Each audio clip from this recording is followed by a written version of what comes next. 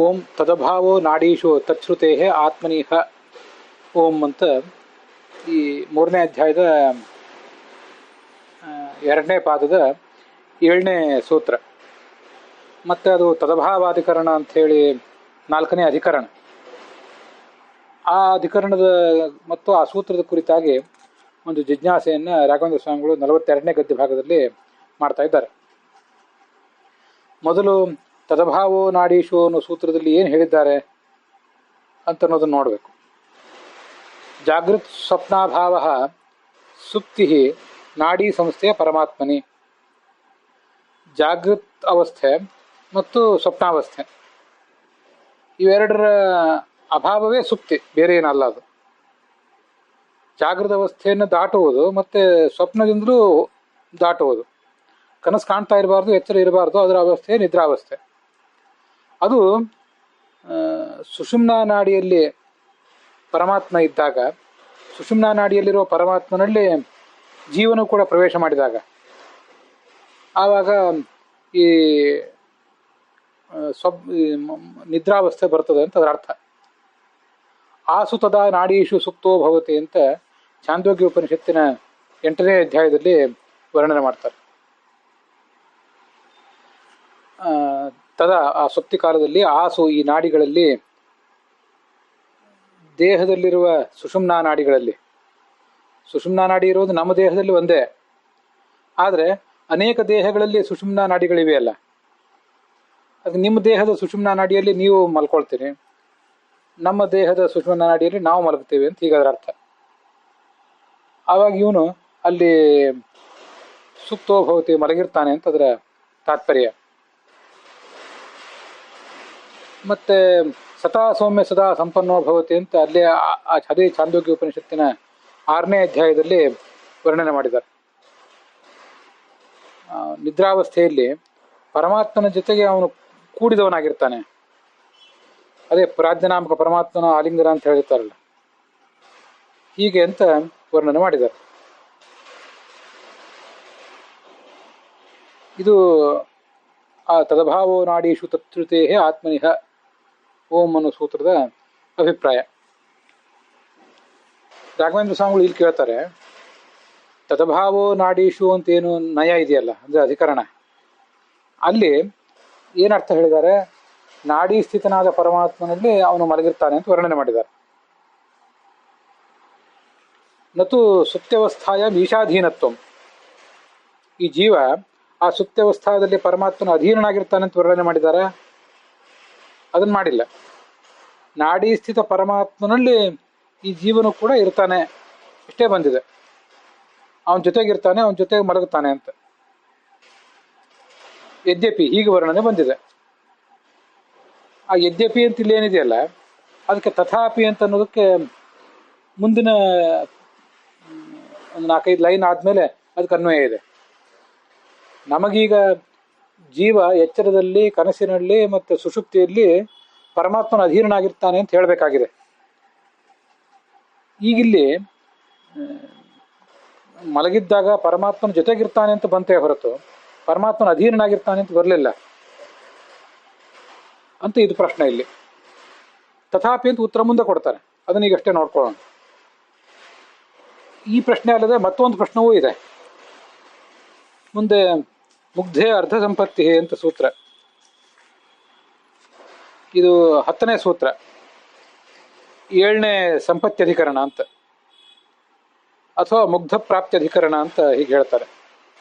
ಓಂ ಮುಗ್ಧೆ ಅರ್ಧ ಸಂಪತ್ತಿ ಪರಿಶೇಷಾತ್ ಓಂ ಅಂತ 3ನೇ ಅಧ್ಯಾಯದ 2ನೇ ಪಾದದ 10ನೇ ಸೂತ್ರ. ಅದು ಮೋಹಾವಸ್ಥಾಯಾಂ ಪರಮೇಶ್ವರೇ ಅರ್ಧ ಪ್ರಾಪ್ತಿ ಜೀವಸ್ಯ.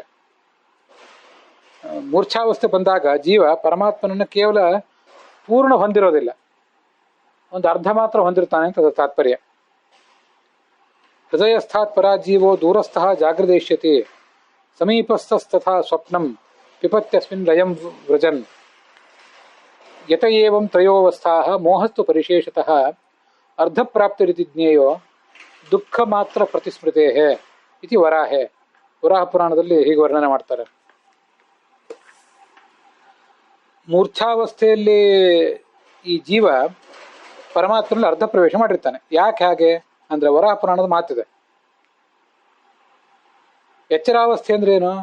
ಹೃದಯಸ್ಥನಾದ ಪರಮಾತ್ಮನಿಂದ ಸ್ವಲ್ಪ ದೂರ ಹೋಗಿ ಬಲಗಣ್ಣಿನಲ್ಲಿ ಈ ಜೀವ ಇದ್ರೆ ಅಲ್ಲಿ ಎಚ್ಚರಾವಸ್ಥೆ.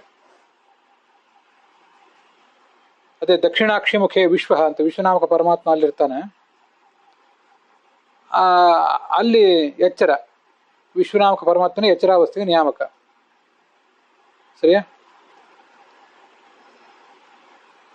ಮತ್ತೆ ಆ ಪರಮಾತ್ಮನ ಸಮೀಪಕ್ಕೆ ಬಂದಾಗ ಸ್ವಪ್ನ, ಹೃದಯಸ್ಥ ಪರಮಾತ್ಮನ ಸಮೀಪಕ್ಕೆ ಬಂದಾಗ ಅವನ ಒಳಗೆ ಪ್ರವೇಶ ಮಾಡಿಬಿಟ್ರೆ ಅದು ನಿದ್ರೆ, ಸುಷುಪ್ತಿ ಅಂತ. ಹೀಗೆ 3 ಅವಸ್ಥೆಗಳಿವೆ. ಹೀಗೆ 3 ರೀತಿಯಲ್ಲಿ ಜೀವ ಇದ್ದಾಗ 3 ಅವಸ್ಥೆಗಳು. ಹಾಗಾದ್ರೆ ಮೋಹಾವಸ್ಥೆ ಅಂದ್ರೆ ಏನು? ಅದರ ಅರ್ಥ, ಮೋಹಾವಸ್ಥೆಯಲ್ಲಿ ಜೀವ ಬಲಗಣ್ಣಿನಲ್ಲಿ ಇರ್ತಾನೋ ಅಥವಾ ಕಂಠ ದೇಶದಲ್ಲಿದ್ದು ಪರಮಾತ್ಮನ ಸಮೀಪಕ್ಕೆ ಬರ್ತಾನೋ ಅಥವಾ ಅವನೊಳಗೆ ಪ್ರವೇಶ ಮಾಡ್ತಾನೋ ಅಂತ ಹೀಗೆಲ್ಲ ಪ್ರಶ್ನೆ ಬಂದಾಗ ಅದಕ್ಕೆ ಉತ್ತರ ಹೇಳ್ತಾರೆ, ಪರಮಾತ್ಮನಲ್ಲಿ ಅರ್ಧ ಮಾತ್ರ ಪ್ರವೇಶ ಮಾಡಿರ್ತಾನೆ. ಪರಿಶೇಷದಿಂದ ಹೀಗೆ ಉತ್ತರ ಹೇಳಬೇಕು. ಪರಮಾತ್ಮನಲ್ಲಿ ಪೂರ ಪ್ರವೇಶನೂ ಮಾಡಿರಲ್ಲ, ಪರಮಾತ್ಮನಿಂದ ಪೂರ್ಣ ಹೊರಗೂ ಇರೋದಿಲ್ಲ, ಅರ್ಧ ಮಾತ್ರ ಪ್ರವೇಶ ಮಾಡಿರ್ತಾನೆ ಅಂತ ಅದರ ತಾತ್ಪರ್ಯ. ಪರಿಶೇಷ ಪ್ರಮಾಣದಿಂದ ಈಗ ಇನ್ನು ಉಳಿದಿರೋದು ಇದೊಂದೇ ಮಾರ್ಗ, ಬೇರೆ ಮಾರ್ಗ ಇಲ್ಲ ಅಲ್ಲಿ. ಅದಕ್ಕೆ ಅದನ್ನ ಅರ್ಧ ಪ್ರಾಪ್ತಿ ಅಂತ ಹೇಳೋದು. ಮುಗ್ಧೆ ಅಂತ, ಮುಗ್ಧ ಅಂದ್ರೆ ಮೋಹ ಹೊಂದಿದ, ಮೂರ್ಛೆ ಹೊಂದಿದ ಜೀವ ಅಂತ ಅರ್ಥ. ಅವನಲ್ಲಿ ಅರ್ಧ ಪ್ರಾಪ್ತಿ, ಅರ್ಧ ಮಾತ್ರ ಪರಮಾತ್ಮನಲ್ಲಿರ್ತಾನೆ ಅಂತ ಅದರ ತಾತ್ಪರ್ಯ. ಯಾಕೆ ಹಾಗೆ ವರ್ಣನೆ ಮಾಡ್ತಾರೆ ಅಂದ್ರೆ, ಆಗ ದುಃಖ ಮಾತ್ರ ಅನುಸಂಧಾನಕ್ಕೆ ಬರ್ತಿರ್ತದೆ, ಸುಖ ಅವಾಗ ಅನುಭವಕ್ಕೆ ಬರ್ತಿರೋದಿಲ್ಲ. ಒಂದು ವೇಳೆ ಪರಮಾತ್ಮನಲ್ಲಿ ಪೂರ್ಣ ಪ್ರವೇಶವಾಗಿದ್ದರೆ ಅದು ನಿದ್ರೆ ಆಗ್ತಿತ್ತು, ಸುಖದ ಅನುಭವ ಆಗಿಬಿಡ್ತಿತ್ತು.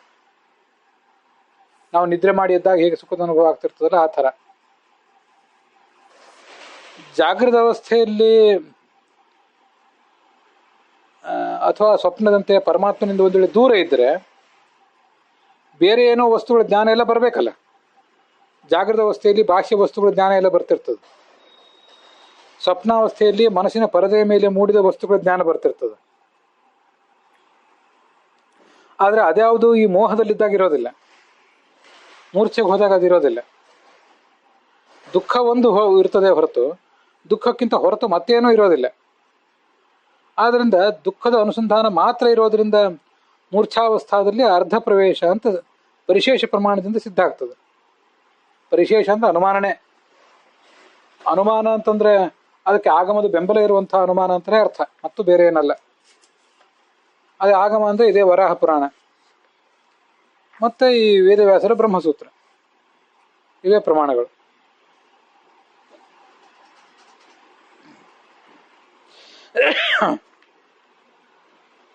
ಆದ್ರಿಂದ ಈ 3 ಅವಸ್ಥೆಗಳಿಗಿಂತ ಅದು ವಿಲಕ್ಷಣವಾಗಿರ್ತದಂತೆ. ಕೆಲವು ಬಾರಿ ಅನೇಕ ದೀರ್ಘಕಾಲ ಇರ್ಬೋದಾ ಮೂರ್ಛಾ ಅಂತ ನಾವು.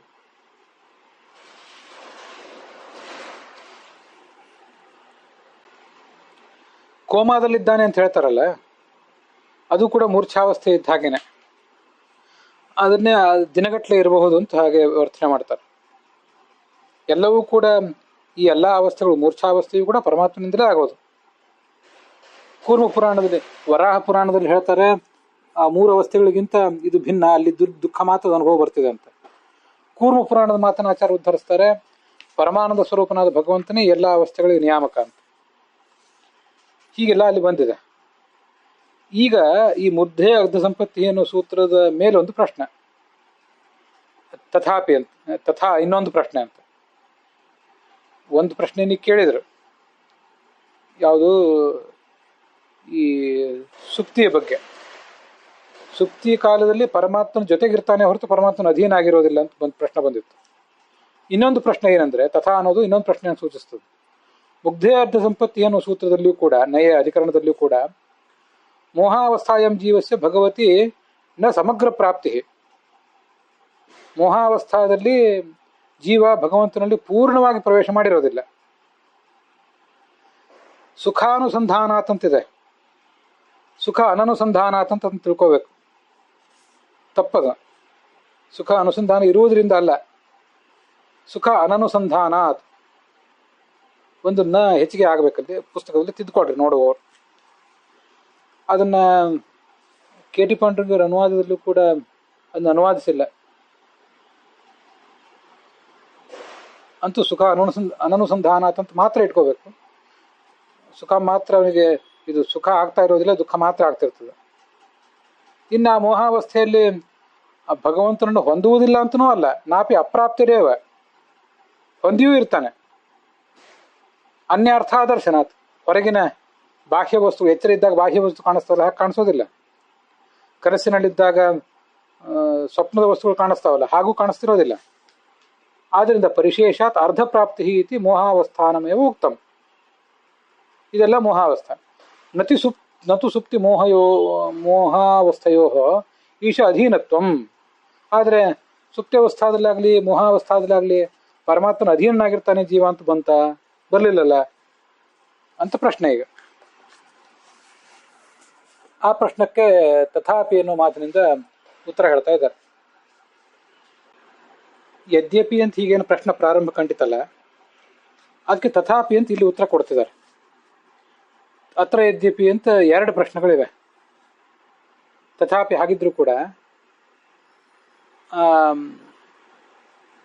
ಆ ಜೀವ ಈ ಮಲಗಿರುವ ಅವಸ್ಥೆಯಲ್ಲಿ ಮತ್ತು ಮೋಹಾವಸ್ಥೆಯಲ್ಲಿಯೂ ಕೂಡ ಭಗವಂತನ ಅಧೀನನೇ ಆಗಿರ್ತಾನೆ ಅನ್ನೋದು ನಮಗೆ ಈ ಸಯೇವಚ ಕರ್ಮಾನುಸ್ಮೃತಿ ಸ್ಮೃತಿಭ್ಯಾಮ್ ಅಂತೇನು ಬಂತಲ್ಲ, ಆ ಸೂತ್ರಕ್ಕನುಸಾರವಾಗಿ, ಅಂದರೆ 9ನೇ ಸೂತ್ರ, ಸಯೇವಚ ಕರ್ಮಾನುಸ್ಮೃತಿ ಶಬ್ದ ವಿಧಿಭ್ಯ ಅಂತ 9ನೇ ಸೂತ್ರ, ಅದಕ್ಕನುಸಾರವಾಗಿ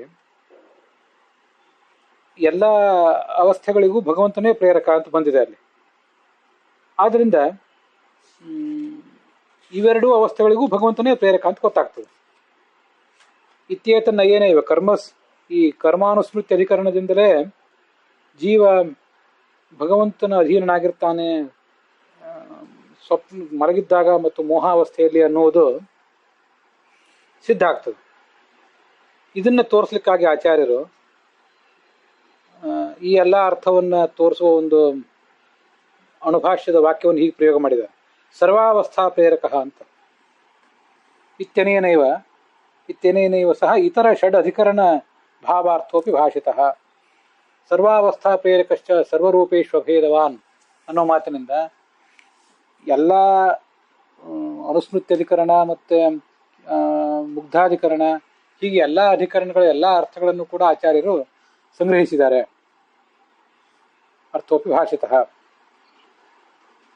ಯಥೋಕ್ತಂ ಶ್ರೀಮದ್ಭಾಷ್ಯೆ ಮೋಹನಯೇ ಸೋಪಿ ತತಯೇವೇತಿ ಸಿದ್ಧಂ.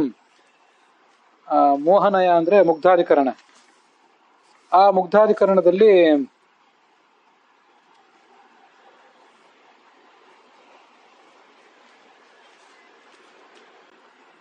ಶ್ರೀಮದ್ ಭಾಷ್ಯ ಅಂದರೆ ಅಣುಭಾಷ್ಯದಲ್ಲಿ ಮೂಲ ಬ್ರಹ್ಮಸೂತ್ರ ಭಾಷ್ಯದಲ್ಲಿ ಈ ಮುಗ್ಧಾಧಿಕರಣದಲ್ಲಿ 3ನೇ ಅಧ್ಯಾಯದ 2ನೇ ಪಾದದ 10ನೇ ಸೂತ್ರ ಮುಗ್ಧೇರ್ಥ ಸಂಪತ್ತಿ ಪರಿಶೇಷಾತ್ ಅನ್ನೋ ಸೂತ್ರದಲ್ಲಿ ಮೊದಲು ವರಾಹ ಪುರಾಣದ ಮಾತನ್ನು ಉದ್ಧರಿಸಿದ್ದಾರೆ. ಮುಂದೆ ಸೋಪಿ ತತಯೇವೇತಿ ಸಿದ್ಧಂ ಅಂತ ಹೀಗೆ ವರ್ಣನೆ ಮಾಡಿದ್ದಾರೆ.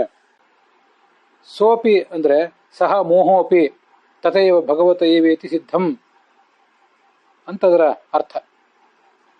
ಕರ್ಮಾನುಸ್ಮೃತಿ ಅನ್ನುವಂಥ ಪ್ರಮಾಣ ಈ ಸೂತ್ರದಿಂದಲೇ ಅವನು ಮೋಹಾವಸ್ಥೆಗೂ ಕೂಡ ಪ್ರೇರಕ ಅಂತ ನಮಗೆ ಸ್ಪಷ್ಟವಾಗಿ ಗೊತ್ತಾಗ್ತದೆ ಅಂತ ಅದರ ಅರ್ಥ. ಅಲ್ಲೊಂದು ಪ್ರಶ್ನೆ ಬರ್ಬೋದು, ನನು ಏವಂ ಸುಪ್ತ್ಯಾದ್ಯವಸ್ಥಾ ಪ್ರೇರಕತ್ವಸ್ಯಾಪಿ ತತೇ ಸಯೇವೇತಿ ಚ ಇತಿ ನೈವೇನ ಸಿದ್ಧೇ ತದುಕ್ತರ್ಥಂ ಸಂದೇಹ ಸೃಷ್ಟಿರಾಹ ಹಿ ಇತ್ಯಾದಿ ವ್ಯರ್ಥಮಿತಿ ಚೇತನ.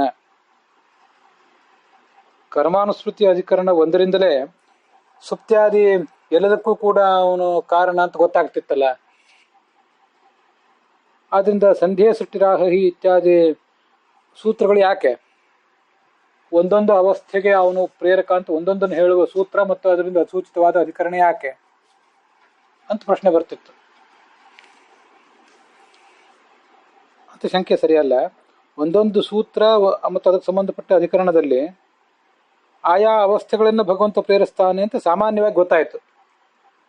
ಅದಾದ ಬಳಿಕ ಎಲ್ಲ ಅವಸ್ಥೆಗಳಿಗೂ ಅವನು ಪ್ರೇರಕ ಅಂತ ಸಾಮೂಹಿಕವಾಗಿ ಹೇಳುವ ಸೂತ್ರ ಇದು.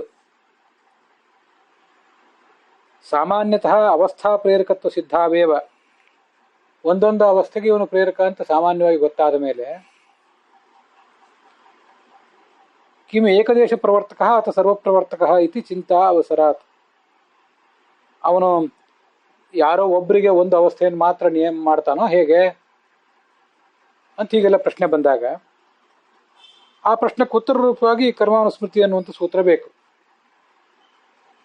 ಆದ್ದರಿಂದ ಅನೇಕ ಸೂತ್ರಗಳನ್ನು ಒಂದೊಂದು ಅವಸ್ಥೆಗೆ ಸಂಬಂಧಪಟ್ಟಂತೆ ಹೇಳಿ ಆಮೇಲೆ ವಿಶೇಷ ಶಂಕ ಏನಾದರೂ ಬಂದರೆ ಅದನ್ನು ಪರಿಹಾರ ಮಾಡಲಿಕ್ಕೋಸ್ಕರ ಮತ್ತೆ ಇನ್ನೊಂದು ಸೂತ್ರವನ್ನು ಕೂಡ ಹೇಳಿದ್ದಾರೆ. ಅದಕ್ಕೆ ಸಂಬಂಧಪಟ್ಟ ಅಧಿಕರಣವನ್ನು ಹೇಳಿದ್ದಾರೆ ಅಂತ ಅದರ ಅರ್ಥ. ಚಿಂತಾ ಅವಸರ ಅಂತಂದರೆ ಚಿಂತೆಗೆ ಪ್ರಶ್ನಕ್ಕೆ ಅವಕಾಶ ಇರ್ತದೆ ಅಂತ ಅಭಿಪ್ರಾಯ. ಪ್ರಶ್ನಕ್ಕೆ ಅವಕಾಶ ಇದ್ಮೇಲೆ ಸೂತ್ರಕ್ಕೂ ಉತ್ತರಕ್ಕೂ ಕೂಡ ಅವಕಾಶ ಇರ್ತದೆ ಅಂತ ಅದರ ಅರ್ಥ. ಹೀಗೆ ಇವೆಲ್ಲ ಸೂತ್ರಗಳಲ್ಲಿ ಏನು ಗೊತ್ತಾಗ್ತದೆ, ಜೀವನಿಗೆ ಸಂಬಂಧಪಟ್ಟ ಎಲ್ಲ ಅವಸ್ಥೆಗಳಿಗೂ ಎಚ್ಚರ, ಕನಸು, ನಿದ್ರೆ, ಮೋಹ ಇದಕ್ಕೆಲ್ಲದಕ್ಕೂ ಭಗವಂತ ಪ್ರೇರಕ ಅಂತ ಹೇಳಿದ ಮೇಲೆ ಜಡಗಳಿಗೆ ಸಂಬಂಧಪಟ್ಟಂತೆ ಎಲ್ಲ ದೇಶದಲ್ಲಿ ಎಲ್ಲ ಕಾಲದಲ್ಲಿರುವ ಜಡಗಳಿಗೂ ಆಗುವ ಉತ್ಪತ್ತಿ, ವೃದ್ಧಿ, ಹ್ರಾಸ ಎಲ್ಲ ಅವಸ್ಥೆಗಳಿಗೂ ಅವನೇ ಪ್ರೇರಕ ಅಂತ ತಾನಾಗೇ ಗೊತ್ತಾಗ್ತದೆ. ಸರ್ವಾವಸ್ಥಾ ಪ್ರೇರಕಶ್ಚ, ಜಡ ಎಲ್ಲ ಜಡಗಳಿಗೂ ಎಲ್ಲ ಚೇತನಗಳಿಗೂ ಎಲ್ಲ ಅವಸ್ಥೆಗಳಿಗೂ ಇವನೇ ಪ್ರೇರಕ ಅಂತ ನಮಗೆ ಗೊತ್ತಾಗ್ತದೆ ಅಂತ ತಾತ್ಪರ್ಯ. ಅಲ್ಲಿಗೆ ಅದು 6ನೇ ಅಧಿಕರಣ ಸಮಾಪ್ತವಾಗಿದೆ. ಮತ್ತು 42ನೇ ಗದ್ಯ ಭಾಗನೂ ಕೂಡ ಸಮಾಪ್ತವಾಗಿದೆ. ಅಲ್ಲಿಗೆ ಈ ಭಾಗ ಸಮಾಪ್ತವಾಗಿದೆ.